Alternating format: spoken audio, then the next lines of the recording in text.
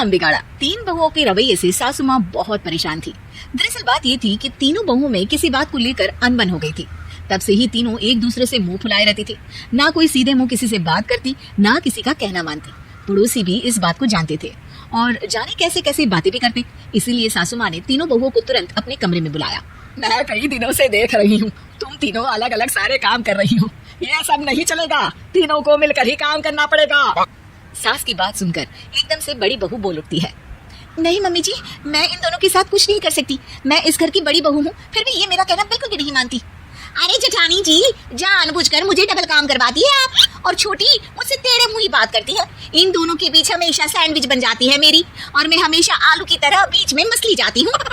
Mummy जी, इन दोनों को लगता है कि मैं छोटी हूँ तो इनके पैरों तले दब जाऊंगी, लेकिन नहीं, मेरा भी उतना ही अधिकार है जितना इन दोनों का है। बड़ी आई दोनों मेरी चुगली करने के लिए, मुझे क्या कम समझ रखा है।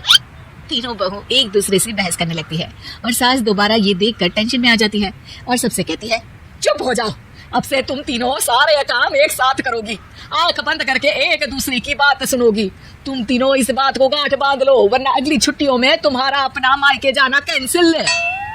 सास की बातें सुनकर डर के मारे तीनों हामी भर देती है। जी मम्मी जी, मैं समझ गई। हाँ मम्मी जी, जैसा आप कहें, आप जो कहेंगे मैं वही करूंगी। तीनों बहू सास की बात को गांठ बांध लेती है और वादा करती है कि अब से सारे काम वो तीनों एक साथ मिलकर ही करेंगी। ये सब देखकर सास खुश हो जाती है और वहाँ से चली जाती है। नीचे जाकर वो देखती है कि घर में शर्मा जी आए हुए होते हैं। सास जोर से आवाज लगाकर कहती है, अरे बहू, जरा चाय बनाकर तो लाना, शर्मा जी आए हैं। सास की बात सुनकर तीनों बहू तुरंत किचन की ओर भागती है और चाय बनाना शुरू कर देती है।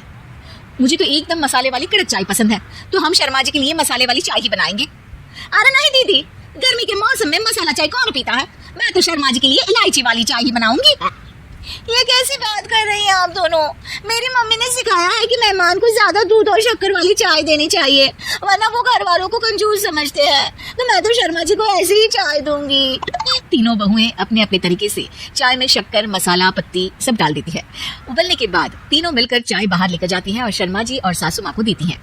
चाय पीने के बाद शर्मा जी सासू माँ को देखकर शर्मा जाते हैं और शर्मिंदा महसूस करते हैं कि आखिर उन्होंने चाय पीने के लिए हामी क्यों भरी। सासू माँ भी चाय पीना शुरू करती है और कहती हैं, अरे बहू, ये कैसी चाय बनाई है? चाय है या मीठे दूध की बासुंदी? चाय अच्छी नहीं लगी क्या? कोई बात नहीं, हम पराठा बना कर लाते हैं, चलो चलो अंदर। हाँ चलो। हाँ आती हूँ मैं भी। नहीं, मेरा पेट चाय नहीं चौपट कर दिया, वही काफी है। पराठे से पोपट नहीं करवाना, मैं तो चलता हूँ। शर्मा जी चुपचाप पतली गली से निकल जाते हैं। अगले दिन सास बहुओं से कहती है, अरे बहू, जाओ जाके ऊपर के गेस्ट हाउस की सफाई कर दो। कल हमारे यहाँ मेरे दूर के रिश्तेदार आने वाले हैं, तो पूरे कमरे को चमका देना, समझी? तीनों बहू सास की बात को मानकर ऊपर सफाई करने चली जाती हैं और तीनों कमरे की सफाई चालू कर देती है। बड़ी बहू मकड़ी के जाली साफ करती है, तो बीच वाली झाड़ू लगाना और छोटी वाली सर्फ डालकर जमीन धोना शुरू कर देती है। अरे दीदी, जेठानी जी, अभी मैंने पूरी फर्श धोई और आप फिर से धूल नीचे गिरा रही हैं। और मछली जेठानी जी, आप बिना झाड़ू की धूल यहाँ छटक रही हैं। अरे तीनों को साफ करना है, एक साथ सफाई करते हैं ना। अरे वही तो, हम साथ साथ हैं, घर साफ साफ है। तीनों बहू ऐसे ही काम में उलझ जाती है और 2 घंटे तक एक ही कमरे की सफाई करती रहती है। बहुत देर से अपनी बहुओं को ना देखने के कारण सास ऊपर कमरे में उन्हें देखने जाती है, लेकिन कमरे में घुसती ही वो गीली फर्श पर फिसलने के कारण नीचे गिर जाती है। ओरी मोरी मैया, हड्डी मरोड़ के रख दिए, आए मेरी तो कमर ही टूट गई रे। तीनों बहुएं सास को उठाती हैं और बिस्तर पर सुला देती हैं। अरे मेरे हाथ पैर दर्द कर रहे हैं, दबा दो, आराम मिलेगा। हाँ जी माँ जी। अरे जी माँ जी, जी माँ जी। और तीनों बहुएं एक साथ सास के हाथ को दबाना शुरू कर देती हैं। माँ की तो चीख ही निकल जाती है और नतीजा ये होता है कि सास के बचे हुए शरीर में भी दर्द उठ जाता है। हाय राम, ये क्या कर दिया तुम तीनों ने? अरे मेरी तो किस्मत ही फूटी है कि तुम जैसी बहुएं मुझे मिली। हे भगवान, पूरे शरीर में दर्द बढ़ गया है, अब तो पता नहीं कि चल भी पाऊंगी या नहीं। माफ करो, मुझे गलती हो गई मुझसे कि तुम तीनों को एक साथ काम करने के लिए बोला। सोचा था तीनों मिलके अच्छे से काम करेगी, लेकिन बड़े बुजुर्ग सही कहते थे कि 3 तिगाड़ा काम बिगाड़ा। तुम लोगों ने ये बात ना आज साबित करके दिखा दी। तुम तीनों को तो समझाना यानी मानो भैंस के आगे भी बजाना है। तुम्हें अकेले अकेले काम करना है ना, तो अब से तुम अकेले ही अपना अपना काम करो। तीनों बहुएं वहां से जाने लगती है। अरे कहाँ जा रही हो?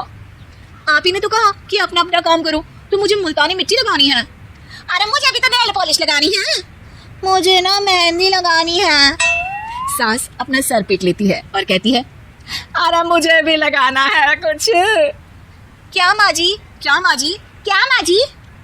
तुम्हारे घर वालों को फोन तुम्हारी हरकतें बताने के लिए।